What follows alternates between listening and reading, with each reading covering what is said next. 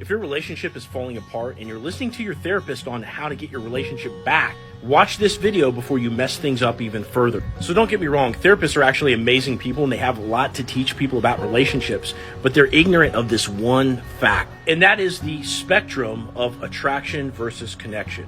What is the spectrum of attraction versus connection? It's essentially this principle that if you focus on one thing, the other diminishes to some extent.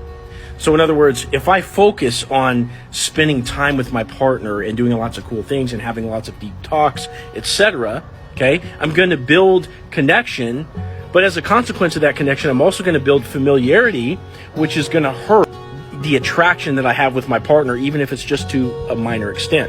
Consequently, if I'm focusing on attraction and I'm not spending as much time with my partner because I'm trying to introduce some mystery and some space in between us for the sake of growing attraction, that's going to hurt my connection with my partner because, again, I'm not spending as much time with her. So in this sense, you can see how you have to keep everything in flux between attraction and connection. It's always a balance that in a relationship that you're going to focus on. So whereas most couples need to focus on communication and cooperation to heighten their relationship, many relationships deteriorate to the point where this is no longer relevant. And this is going to be in those instances where the girl's asking for space, she wants to focus on herself, she wants to break up, or she wants a divorce.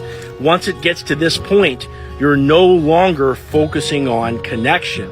And that's where most guys go wrong because they're talking to their therapist. The therapist is teaching them how to build that connection, how to address problems in the relationship, but they're ignorant of the fact that that relationship is now a thing of the past. So imagine a table where there's two parties at the table.